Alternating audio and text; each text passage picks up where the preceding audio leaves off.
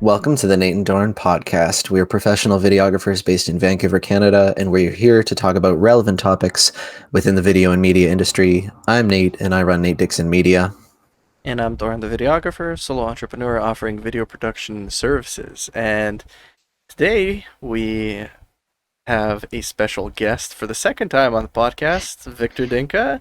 Welcome, welcome. We're doing a follow up episode, trying to catch up and see what new things we can learn from Victor. Victor is a digital marketing specialist and SEO strategist. You're going to have to explain what that means.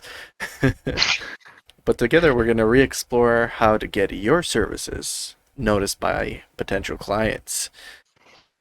Victor, thank you for joining us. Thank you, Dorin, and thank you, Nate, for having me on the show again. I'm glad that I got an invite back to the show, so it means that the first episode was good. But yeah, happy to be here.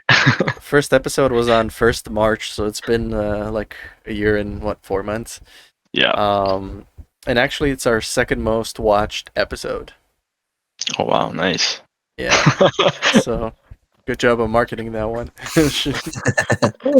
Victor's got all his devices set up watching his own episode over and over. Yeah, our up to this date, our most watched one was actually our one where we looked at and reacted to that short film. Nate? Curve? Yeah. The Curve one, yeah. That was 4 months ago, and that's got over 130 views. Like, ooh, nice. Nice. Reaction videos are like big right now. Like a lot of people are doing them. I think it also helped that I made a YouTube short with that as well and linked it and like put it as one of the end slates. So the reel, or not the reel, but the YouTube short got more traction, and I think that drove people to watch the full episode. Yeah, for sure. YouTube shorts. There you go. Nate's already into video marketing right there. Yeah. Tell me all about them. Yeah, Nate's been pushing for us to do this kind of stuff with the podcast. Like, oh, let's do some shorts and let's start doing social media posts. And yeah, he's definitely stepping up more than I am. So that's why I need you to come here and school me a bit on what I need to do. I mean, you definitely should do that. That's how you market your videos better, your podcast better, for sure, your brand. Like with these shorts, they're huge, like especially for like Instagram, like the stories, the reels that are happening, even for like advertising for products. But we'll get into that later. But yeah, definitely. Yeah. But before we dive into the marketing aspect, how's the Victor aspect? How are you doing, buddy? How's the last year and a half been for you? What's new? A lot. Many things changed in my life in the past year and a half. I guess to start first is we moved to a new place, which is nice, a bigger space, just because we have like a 1-year-old now, or nice. Actually he's 1 year and 1 month now. But yeah, it's been nice, like being that in that like father role. Now I'm being like a parent. Exactly, join the parent club. So yeah, it's definitely rewarding. Yeah, a lot of, I guess, time and responsibility, but at the same time, it's really rewarding and really fun. So really happy about that. And then I guess like another big change, which is on a professional level, is I did switch jobs. So like you mentioned earlier, I was on the last episode where I was featured. I was working for a tourism operator, and yeah, I stepped away from the tourism industry just because I felt like I've reached my maximum potential in there. There was nothing else I could do. It was getting pretty boring. I mean, a lot of the advertising that we did was internally. It was just for our own company, and yeah, I wanted to do something else, something more, something fresh. At the same time, with the kid being born, I wanted to work from home, like continue like working remotely as much as possible. If I could full time, well, like 5 days a week, but if not, at least like a hybrid type thing, which didn't happen with the company I was with. They kind of got everybody to come back, and they didn't want to really negotiate that type of like hybrid or. So, that was one of the factors. Another, like I mentioned, was kind of just wanting something different. I always wanted to work with like multiple clients, like different industries. I thought that was fun, just like learning those industries for sure, like those companies. And also with COVID hitting the tourism industry like really hard, we had 2 year, like it was like a year and a bit of like very minimal advertising. So it's just like to the point where it's just like, oh, okay, we're not going to really spend that much. We're going to spend with the hopes of like, oh, things are going to open up. I mean, obviously things did open up, but yeah. And then in that role, I was like kind of like a jack of all trades. I did various things, especially during COVID. There was like less to do on the digital marketing side, so I had to help out in other type of work that either I've never done, or it's out of my kind of domain. So yeah, with that said, I applied for like various like marketing agencies because that's what I kind of wanted to do, like have multiple clients. Marketing agencies are more fast paced, like a lot more work to do.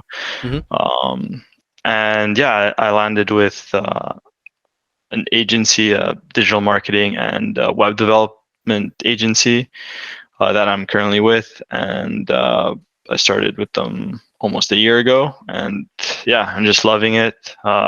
Being able to work with different clients, managing their digital marketing accounts.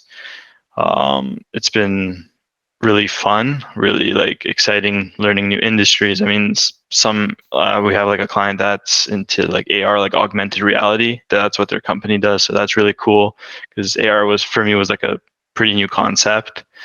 Like I know VR, but like AR is like different. But yeah, it's like, I guess, a trend for video advertising as well now with certain companies, especially for like product marketing or like even real estate. Augmented reality is definitely like the go-to to kind of show off your product, or I guess home in that case. But yeah, I've been working for these guys for almost a year now, and just really love what I do. Like the flexibility, I'm permanently working from home. It's a fully remote company, so everybody's working from home. But yeah, it's just enjoying it and being able to be more at home and be around my kid, watching him grow. Like especially like the first year was just awesome to be able to see like all those milestones, and just being able to kind of just like, hey, step away from my desk for a bit, go just play with him a little, see him a little, talk to him a little bit, and yeah, just spend more time with the family and be around here more. Because I used to work downtown, so the commute was like an hour and a half one way. So yeah, I would wake up at 6, or I would leave at 6:30 a.m. and come back at 6 p.m. With every day. So yeah, it was basically I get home and we'd spend like 10 minutes with the kid before we'd have to bathe him and put him to sleep. So yeah, it was definitely harder. And yeah, now I'm really happy with where I am. Also on the professional side, I have in a way started my own company, in the sense I've been taking on clients with a friend that he's been doing more like the website aspect of for them, and then I've been taking on the digital marketing. So I've been having a couple of clients over the past several months, just working with them on their digital advertising, like mainly it's just Google ads that they're doing. So that was pretty cool, as kind of like a side hustle. But yeah, basically that's what has been up with me in the last year and a half. That's really cool. So you said that company you're working for is fully remote. Where is the company actually based? Is it in Canada or somewhere else? Yeah, so it is in Canada. It's in Kelowna actually. So but yeah, they have like our team is throughout like the whole province, and then also we have in like the eastern provinces in Canada too as well. So it's not really big company, but at the same time, yeah, there's quite a bit of people. Mm, that's cool. I can imagine the bigger a company that gets, the harder it might be for you to feel like you're making an impact and giving your input to how you're serving those clients that you are helping with or get assigned. Does it feel like you're able to experiment and try different ideas that you have? Yeah, no, for sure. I mean, like in the company I work for, I'm kind of the main digital marketing guy there. Majority of the other are more like on the project management side, the web, and kind of the content side of things. When it comes to like website, so I pretty much handle almost all of the like the digital marketing accounts that there are, the exception of a couple that I mean, there were team members that have been working with them for like a year or over a year, and obviously you build a relationship with the client as well too. So but yeah, definitely here I have like the freedom to kind of really explore to see what to do. Like my team is supportive. Like my like bosses are supportive as well, and like kind of like the ideas and the strategies I run. Obviously with clients, and you guys know, just working with clients, like clients want different things, and you can explain them like, oh, it's the best way to go this way, but they want it a different way. So then end up, at the end of the day, it's like their money, and if they're kind of really, pushing for a, a thing that you're kind of not recommending, you just got to go for it and just kind of say like, hey, like, I've recommended that you don't go this route, but if you truly want to, like, I'll do like the best of my ability to make it work. But if it doesn't, like, it's can't say I didn't warn you type of thing. But yeah, usually like the clients that we have or that I've been working with, like there hasn't been issues. They like fully trust us, and like in our like recommendations. So that hasn't been an issue, which is good. But yeah, I definitely do have that freedom of kind of exploring, looking at trends online. What also I like about like this role is just because I'm just heavily into just the digital marketing aspect. So I'm not like a jack of all trades at this company. So if I do have like spare time outside of doing like work for clients, I have that time that I could put together for just like searching up like new trends or like new strategies, just to implement, like also just internally for like our processes, but like that could help any of our clients, not the ones that I only have, but like perhaps other clients that other team members have too. So it's really cool. Mm-hmm. I have a question. So it sounds like, did you do an online interview with these guys, or did you have to drive to Kelowna for an in-person interview? How did that work? It sounds like I never thought about this before, but with COVID and everything, it's like, okay, you're working remotely. You did an interview over the phone or over Zoom, and with the clients, you're also interacting online. So this is like a pretty big paradigm shift, isn't it? Yeah, it is. I mean, I've been used to, well, just being in person mostly. I didn't have clients before, so I would just work. Basically, the client would be my boss at my previous job, right? But yeah, for this company, it was completely remote. Like the interviews were on Google Meets, so I haven't physically met any of the team members. None of them live in this region, right? Like in Vancouver. So all of them either live like Kelowna or past Kelowna. So yeah, I've only met them remotely, which is crazy. A bunch of them actually kind of live around the same area, so they've actually, like, we've had team activities, like they had like a golf activity, like team. I think a month after I started, they had it, and I was like, oh, that sucks because it was all the way in Kelowna, and it was kind of harder to get there at that time too. So it is what it is, but like at the same time, now we have a lot of virtual activities. So like bingo, it was like a team bingo. We had there was like another one that we had like games with. I forgot what it was called.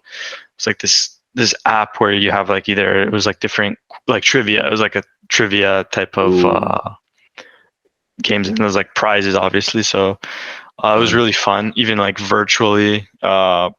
Have a lot of fun. We have a lot of meetings, to be honest. Like we have 3 team meetings each week.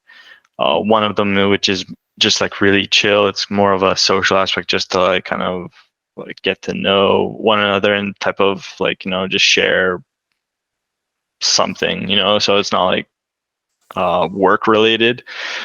But yeah, it's really cool. So there's that interaction. It's not like I'm just behind the computer, like I don't see anybody, or like virtually I don't like really talk to. But yeah, we communicate a lot. I think at this job I communicate a lot more than I did in my previous one. Less emails though, but at the same time there's like a lot more like messages and meetings for sure. So that's really cool. But yeah, all my clients are obviously virtual as well, like meetings. So no in-person meetings. They used to have clients come over at their office, ones that were either in the area or that were visiting, or came like special just to meet. But that's not happening now. So it's all virtual. Yeah, I mean, you helped me set up an ad campaign a couple weeks ago, and yeah, we just shared screen. And since you have access to the Google Ads account, as you know, adding you as an administrator, yeah, we basically see the same thing on the screen, and it was as if you were in the room. So yeah, it's pretty cool. Yeah, I know with technology now, like I don't have to physically be there to help you or show you exactly. That's what we usually do with our clients. Like in our client-based meetings, I just share my screen, walk through their Google Ads account or analytics account, and that's it. If they have any questions, they ask me right away. It's not. But yeah, I guess it's easier. And I know a lot of the clients that we work with, they work remotely too. So yeah, putting the digital in digital marketing. Yeah, exactly. So speaking of digital marketing, let's focus down on the video aspect of it. So for us as videographers, what updates can you tell us about video marketing or advertising platforms? What can you update us on? What has changed in the last year? So I think a lot that's changed in the past year in terms of video marketing is definitely advertising on social media. Like Instagram has been a huge platform. TikTok. I mean, I don't have a lot of experience with advertising on TikTok, but from what I've been seeing, it also depends on the demographic, right? Like you're gonna be hitting a younger generation on TikTok for sure. That's help for like, I guess for videographers, I think for sure like a Google, like a video campaign on Google would definitely be great for sure. I think when you're advertising on Google, like I wouldn't just do a video campaign because it also depends on your budget. I mean, you could put maybe even like a $10 a day budget for a video ad campaign. I think it would work.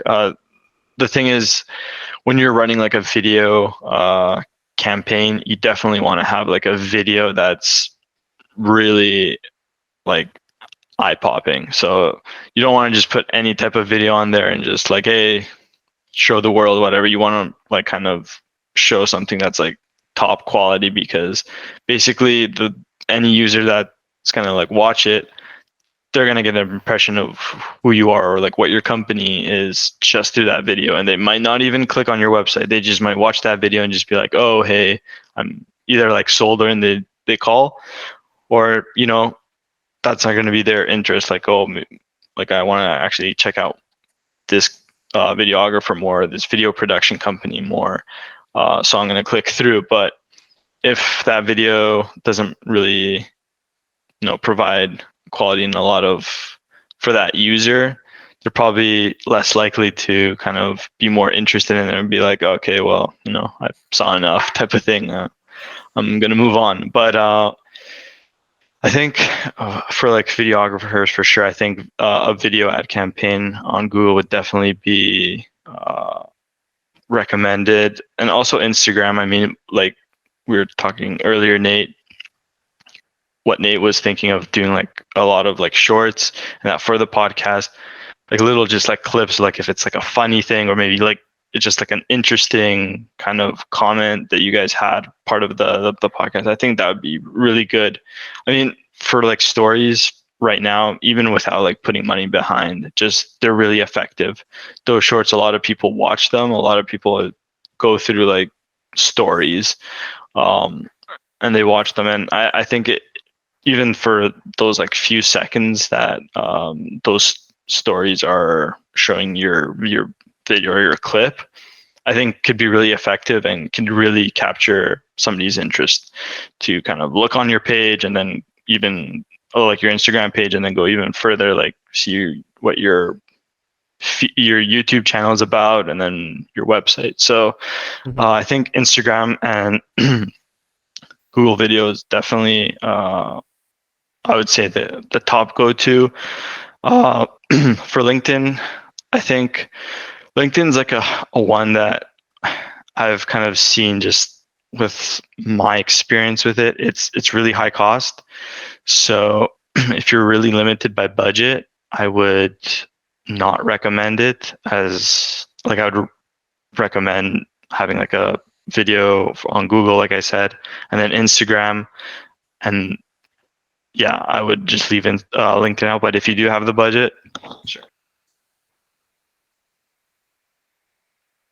And just to clarify, before you move on, Google Video, that those are the kind of ads that show up on YouTube?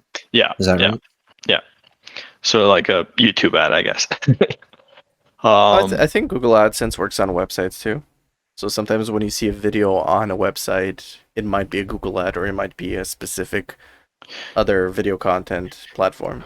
Yeah, because even I've seen like ads where they come up on a website, but it's like a YouTube ad. It's like on the top, like the bottom right. So I think those are effective just because they're longer. I mean, I know for you guys have your reels, right? And they're, I don't know, like 2 minute long or around Depends. that.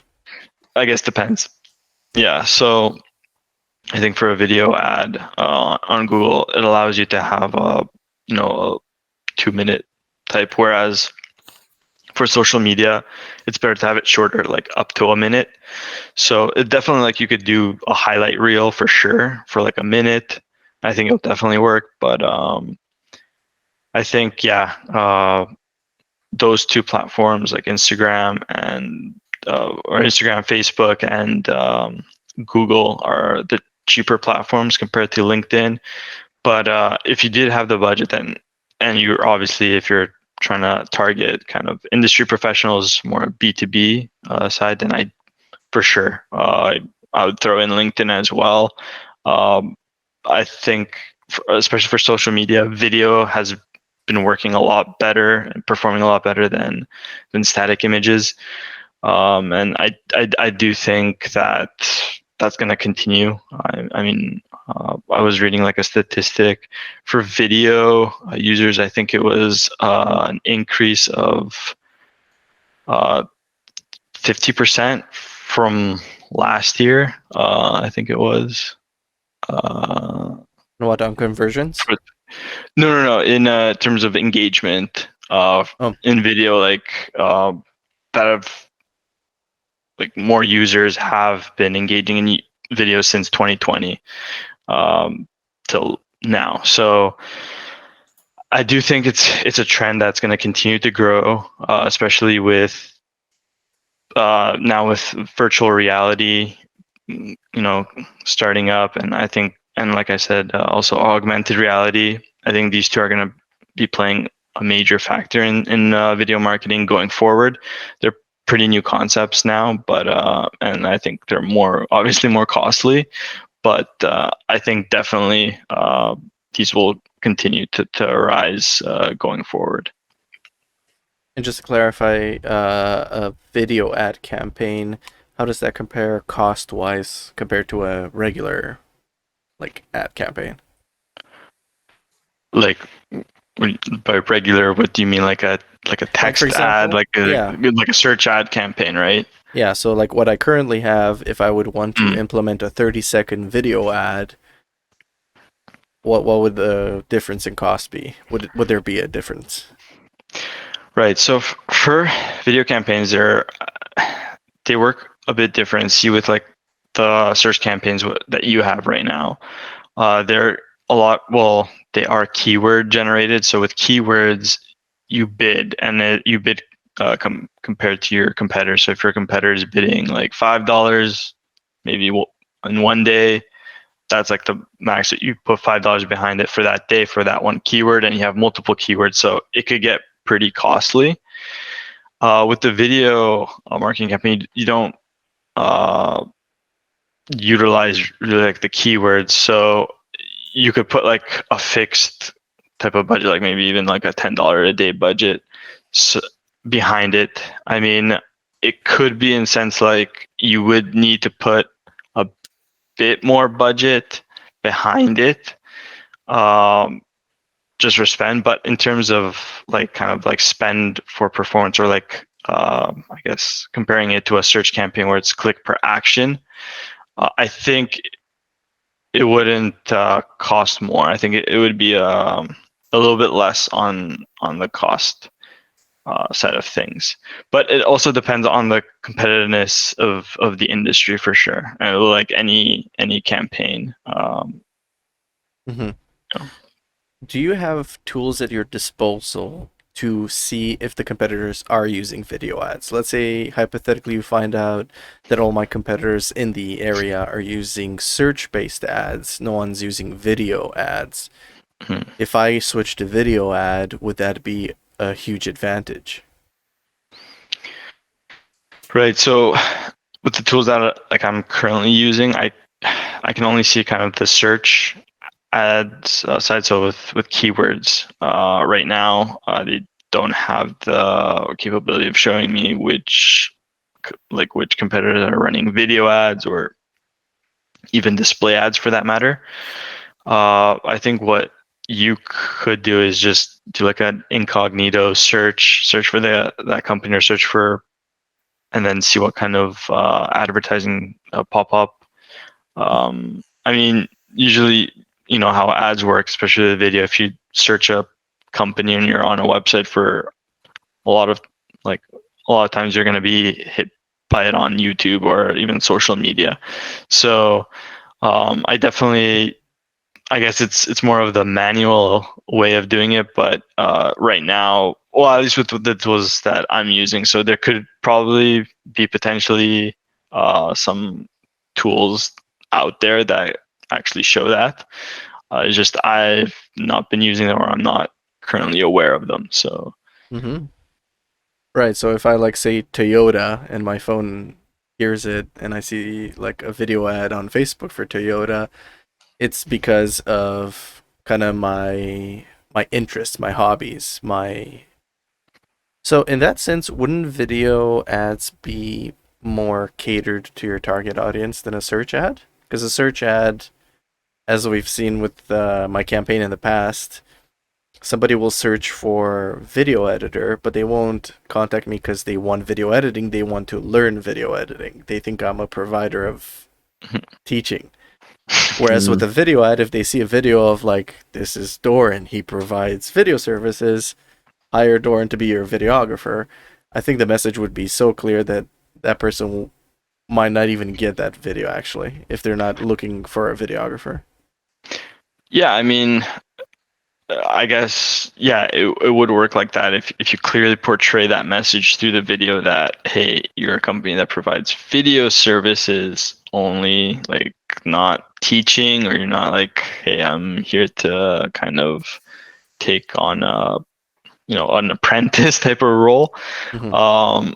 Yeah, I definitely think it would cater, but at the same time, yeah, with video ads and any type of ad campaign on Google, you would set the target audience um, to be whatever it is. I know for social media you can control that more, like especially with the demographic, like age demographic. You can put certain ages you want to target, like the range, like either 25 to 45, and then you'll just be hitting that demographic. Whereas Google Ads, you don't have that control over the age demographic. It's more of the location targeting. Right. One thing I've noticed sometimes when I'm watching YouTube is if I'm holding my phone like I normally do, it will play a vertical video ad, and like it's sensing the orientation of my phone, and that will deliver a different ad than if I was holding it sideways. Um, are you able to make multiple versions of the same ad, or what's going on there with like vertical versus horizontal video? Yeah, I mean, you could definitely make different versions of I mean, there's multiple sizes for even for like display, like image ads. You put like different sizes, and then based on obviously like you just gave an example for mobile, but like also for desktop, right?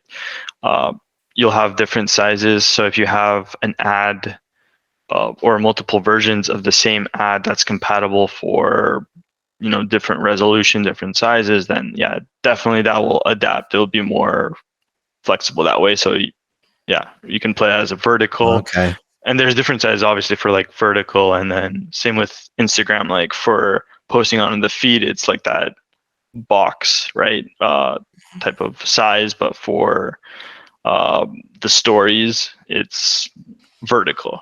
So is that something that as videographers we should be mentioning to people if we're making marketing content? Be like, I will make sure you have all these different sizes of video, which takes more time and more exporting, and make sure you build that into like your quote. Yeah, I would. So back at my old job, we ran a couple video campaigns, and we actually worked with, we hired a video production team to make us like videos, and they basically just sent us a bunch of different like sizes, different times as well, like because obviously for social media you have a different time frame compared to YouTube, right? So we had for YouTube, we had for Facebook, we had for Instagram, we had Instagram stories, Instagram feed, and there were different sizes. There were the same clips but different sizes. So yeah, for definitely if they're looking at advertising on different platforms for like their video, you definitely need to have all the sizes. And I guess you as the videographer would need to research and see all the different dimensions that are needed and kind of specify, or with the client, hey, which ones did you want to go forward with? If some of them they're like, oh, potentially I might use that, then I guess you'd make it just to make sure for them to use it. But yeah, I guess on this side of the videographer, yeah, you would build that accordingly, and obviously the time that you guys take to export all of those different sizes, and depending how many clips obviously they want. And even when you're filming the content too, let's say you're shooting at 4K, you need to frame it so that you could get like a vertical slice of whatever you're using. Otherwise you're going to have bars at the top and bottom, or you have to do the duplicate the background and blur it out. So that's something you got to be cognizant of when you're shooting even. So I guess that's something you should find out before you even get to filming.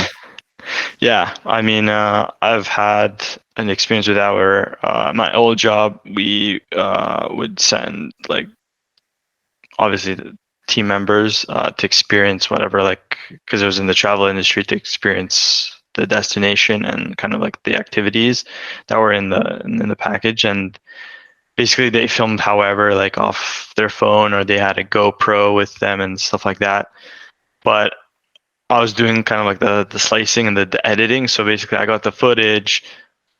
Some of them worked for the platform, like the size that were, some of them I had to like crop. So some of the footage was good, but at the same time, when it cropped it looked really bad. So it's just like I can't use it. So yeah, it's definitely, you have to keep that in mind for sure for you when you're actually getting that footage, to be mindful for sure. Or else you're gonna be like, when you come back at your desk and you're like, it's not working out. You gotta get back out there, depending where. So. I have a question regarding the SEO strategy aspect. Mm-hmm. So, from a organic search point of view, has anything changed in terms of what you can do that's not paid? So, like, content on your website, is having multiple pages still the way to go and with relevant content for each topic, or is one huge main page the go-to? And also, I think last time I remember talking about implementing a blog. Is that still one of the most efficient ways, or is there something different in like organic website search engine rankings?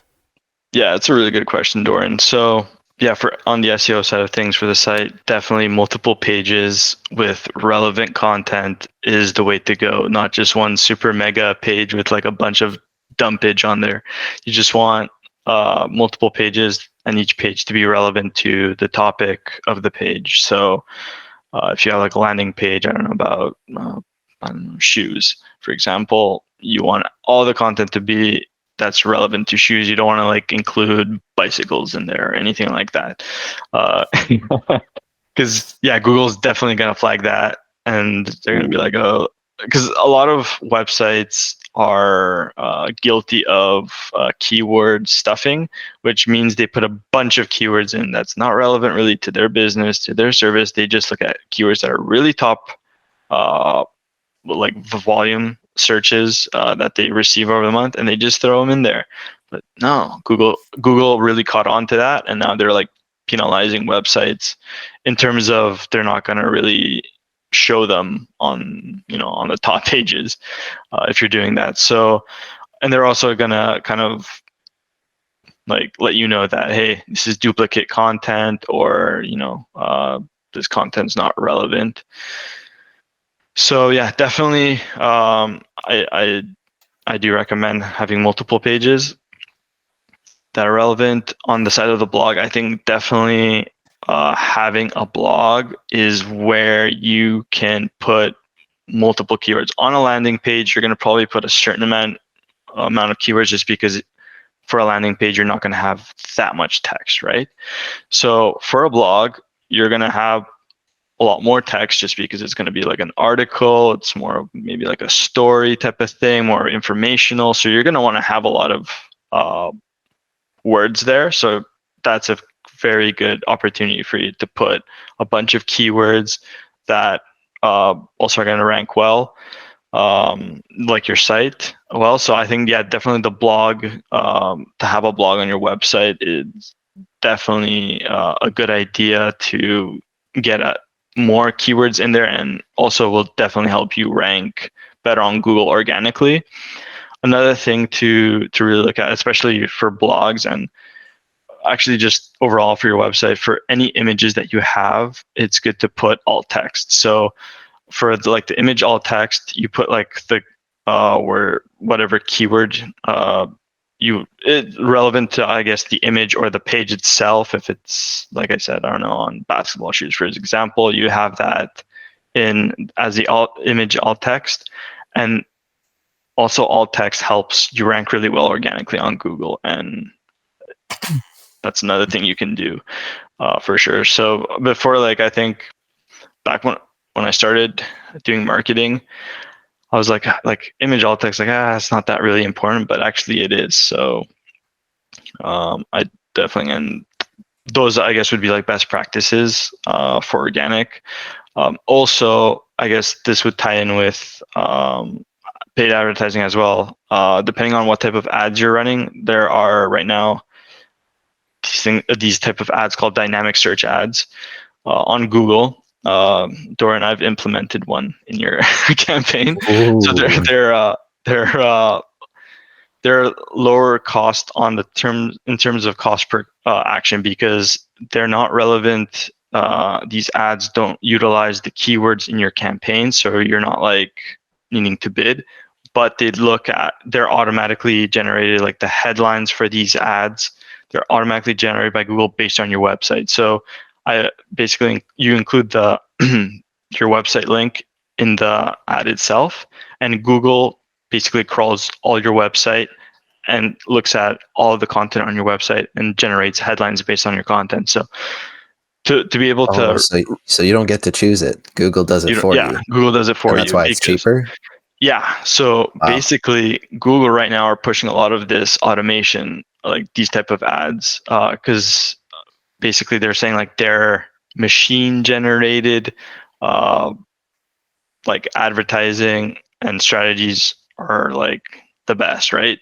Before it used to be like expanded text ads where you picked the 3 headlines you chose, Mm. and then Google showed those exactly in the order. Now they're putting more like automated ones, and Mhm. machine learning. That's what's big right now with Google, is like a lot of the ad campaigns that they're pushing out are machine learning oriented. So basically, Google's algorithm kind of like studies your website, studies users' habits that like based on the keywords that you have, based on your content, and kind of just like all connects it. And yeah, it's cheaper in terms, because with keyword based advertising, like with search ads, it could get really pricey based on the cost per click.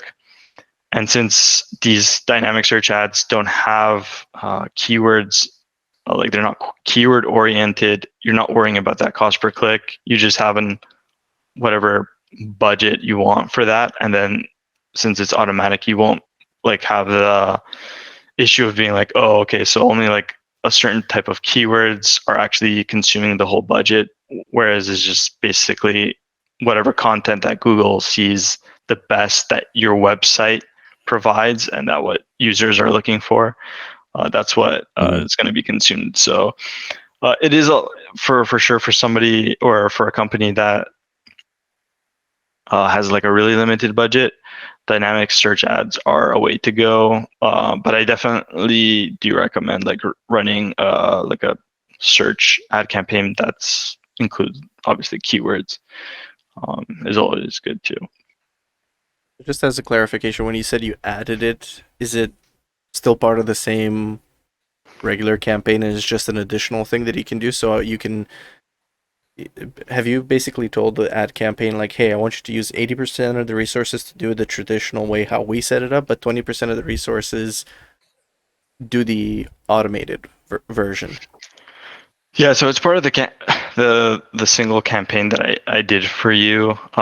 It basically, this dynamic search ad, it comes as an ad group. So if you recall, I basically made ad groups based on the kind of like your type of clientele that you want to target. So whether it's video streaming, like funeral video services, right? So those are each an ad group. This is just like a dynamic search ad group that has just one ad. You just do one ad for a campaign per campaign, like just one Mm. single dynamic search ad. It doesn't make sense to have multiple ones for a single campaign. At the same time, it's splitting the budget up with the other campaign. So kind of also I wanted to see what is performing better, because that's also a thing that you want to do, is kind of see like which is performing better, like the search campaigns or these campaigns. Like if you if you usually look at whether the cost per action, how high is it? Because if you're a company and you're basically the product you're selling is, let's say, worth $100, right? Each like sale you're gonna make is going to be like worth $100. But if each like cost per conversion is, let's say, $150, you're not going to be making a lot of money off of that, right? So that's pretty high. So you would want to, your cost per conversion or cost per action one, you'd want it ideally to be lower. Then obviously your kind of lifetime value, your customer lifetime value, for sure. Yeah, this is what kind of blew my mind a little bit from when we stayed like through 3 hours making that ad campaign a couple weeks ago. Was you kind of like explaining to me all this stuff that you were doing? Like you were constantly going into different tabs, doing different things. So it's like you don't have to do 5 different ad campaigns. It's like the one ad campaign can let you diversify where the budget goes, and like you said, you can see what performs well, and you can shift. That's insane to me. That's so much control. I'm truly impressed. Yeah, I mean, like especially advertising on Google, a lot of it is experimenting and just kind of testing to see what works, what doesn't. Just based off of the experience we've had for clients, or for one client, we've run a single campaign that had, like I did for you, Dorin, like I had different ad groups based off of different like industries they were targeting, right? And I would see kind of like the results. I saw like the cost per action. The cost per action in this case was really high for one of the ad groups. I was like, okay, well, that's a red flag.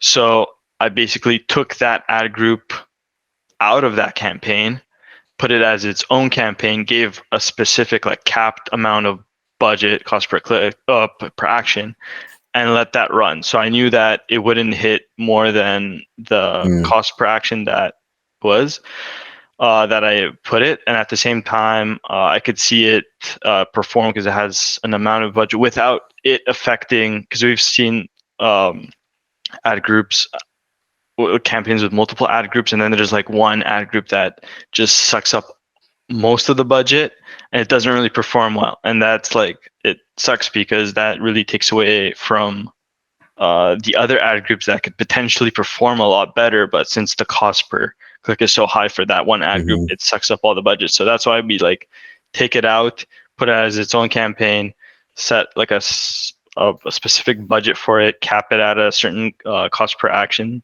for that, and then you don't affect the other ad groups at the same time. And you we've seen that like work really well in the past, and with certain ad groups. So putting it at, so in that case, you would run multiple campaigns to see fit. But usually, kind of like the rule of thumb at the start is just run one campaign with multiple ad groups, and then you'd make the changes. Like usually, obviously, like I would monitor like a campaign each week, but when you like just launching a campaign, usually like it's good to leave it like 3 weeks and then look to see if you need to make any major changes, because you got to give Google like time for it to give like results. And anyways, like the first week of launching a campaign, it's like a learning phase for the campaign, so it's not going to be performing at 100%.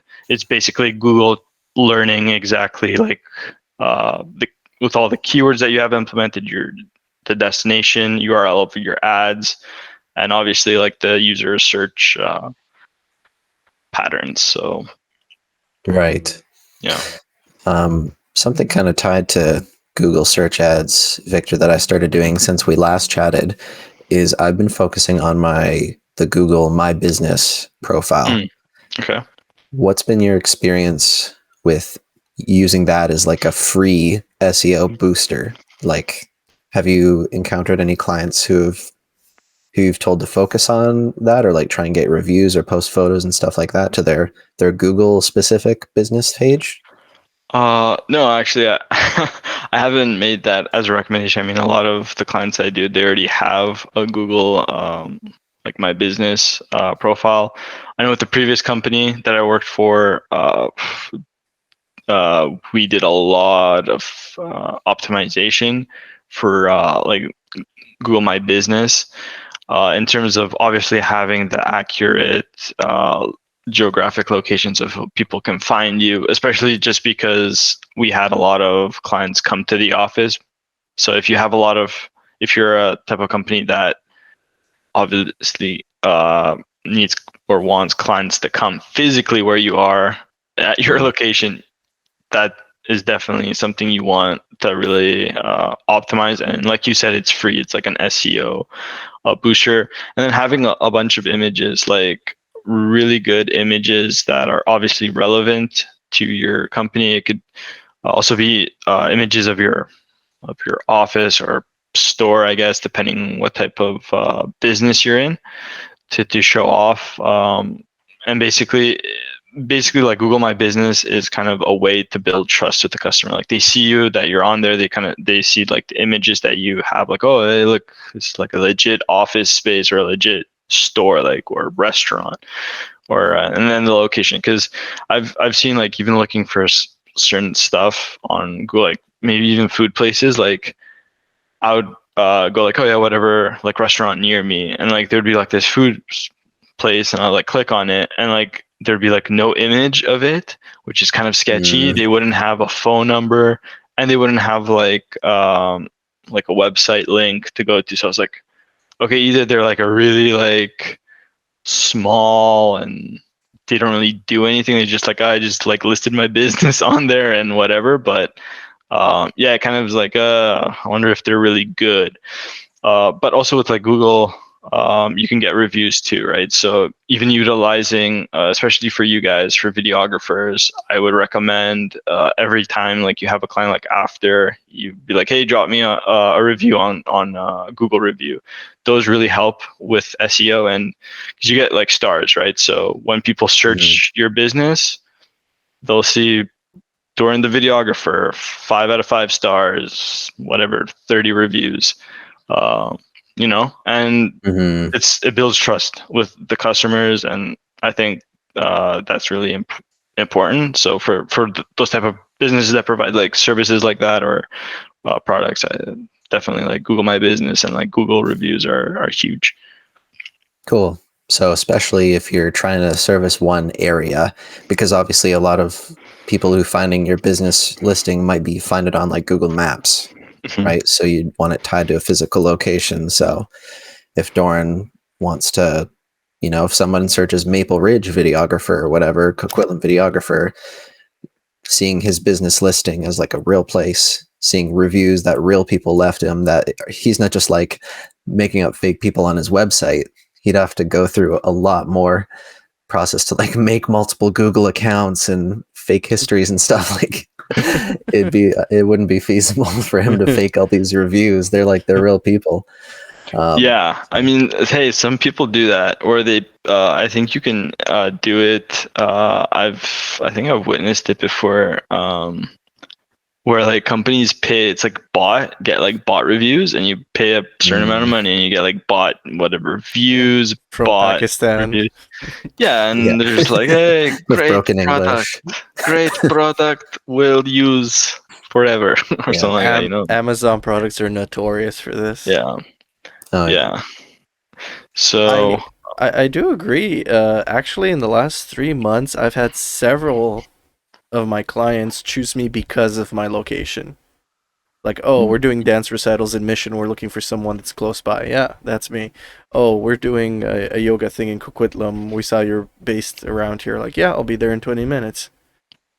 So that's awesome. it's locations definitely played a major role in my appeal to clients, to say the very least. I think so, and like I don't know if you guys have actually kind of been aware of this, but when you search something, like if you say like restaurant or fast food, I think one of the top suggestions on like Google is like that near me. So it really, that's how it works. And obviously now like always Google's asking you like, oh, can I like share or access your location and that type of thing. So I think a lot of businesses or clients are looking, oh, somebody near me, it's a lot better, right, than having to drive out I don't know how far to get to you guys or whatever. So yeah, something definitely in the area that can like come quickly, or if it's like a kind of like a really short notice, obviously somebody that's near could be a lot more beneficial than somebody that's maybe across the other part of the city. Yeah, we're not. Sorry, go ahead. I was gonna say some things are fine to do 100% virtual, but videography, Victor, no offense to you virtual workers, but sometimes you need somebody to meet in person, to hold a camera in front of you in person. Yeah, I mean, obviously for filming, yeah, that would be a problem. Like I couldn't like film you through the screen. You just But like subcontract somebody to like be your surrogate filmer. Yeah, so like just screen record, right? Just but yeah, definitely obviously for other businesses, yeah, virtual has its limitations for sure. So yeah, in person. Sounds like a business opportunity for what's their name? Boston Dynamics, the guys that make the robots. They just need to add cameras on there and you remote control them from home, you know? There you go.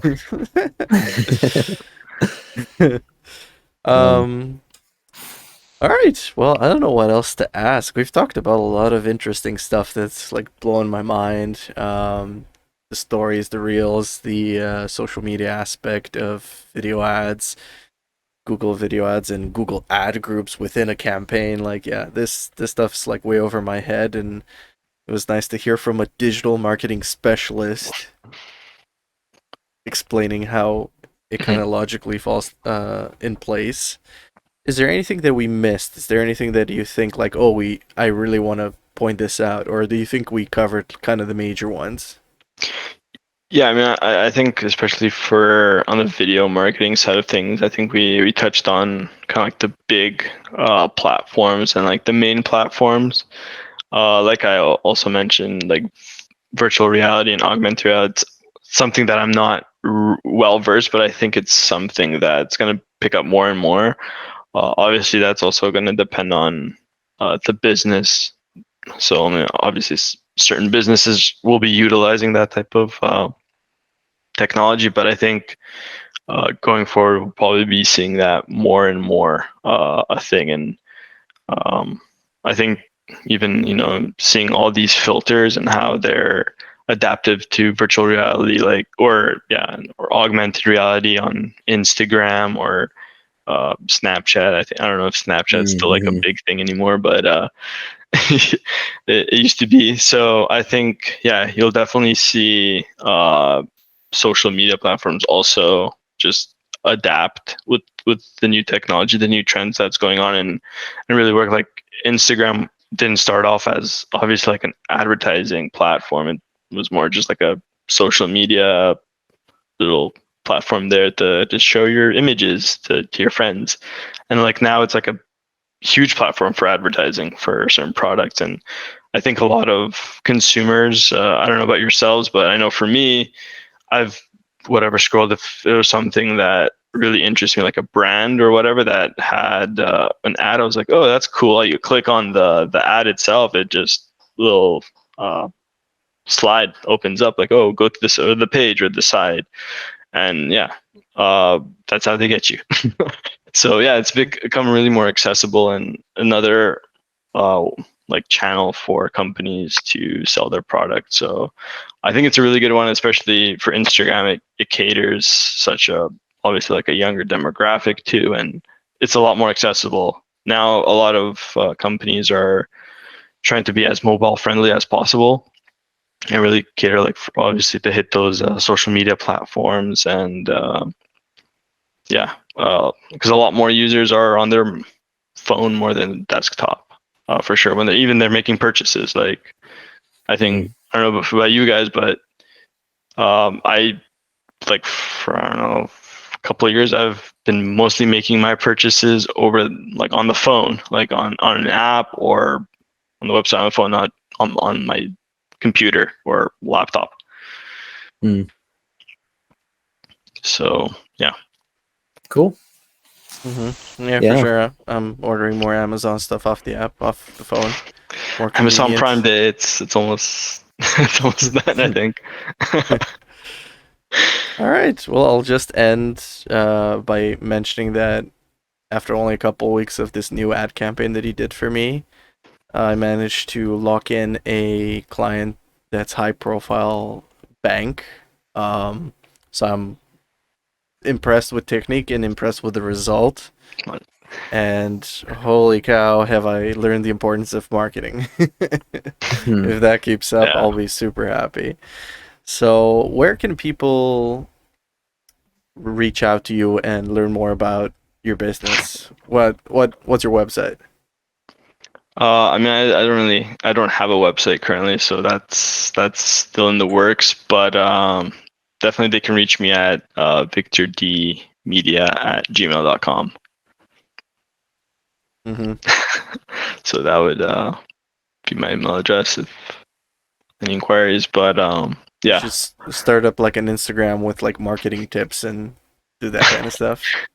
yeah, I could do that. I mean, I know like Gary V does that. He's a huge marketing guru. So, but yeah, I could definitely do that. I mean, like I said, even with this, like taking clients on the side, it's been a more casual. Like I've just been doing it as a more casual approach, not like really full on, just because obviously I've been busy with work, like my actual job, and then Yeah. busy with like family, and I want to work life, family balance. A lot. So yeah, potentially maybe in the future I'll be going a bit more harder in that direction, but Mm-hmm. we'll see. Right now, I'm just enjoying as it is, and also good learning too for me too. Just having time to actually like learn, and that's not good. I know if you get preoccupied with too much like client work, you don't really have that much time to really, or if you have like some spare time, you'd rather just spend like I don't know. Spending time with family or maybe Mm-hmm. playing video games or something relaxing instead of thinking about work. But yeah. Yeah, true. Just like with video, yeah, working for a company that brings you clients and just puts you in new learning scenarios is great. It's a great launching ramp for your own side Yeah. hustle. All right, so if you want any marketing services, victordmedia@gmail.com. Victor, thank you very much for joining us tonight. Thank you for having me again, and it was a pleasure talking to you guys. Yeah. I guess that's a wrap, eh, Dorin? Yeah, take it away, Nate. Sure. Be sure to subscribe to not miss an episode of the Nate and Doran podcast. You can find us on YouTube, Spotify, Apple Podcasts, or whatever you use to listen to podcasts. This has been Nate and Doran, joined by Victor. Thank you for watching and listening.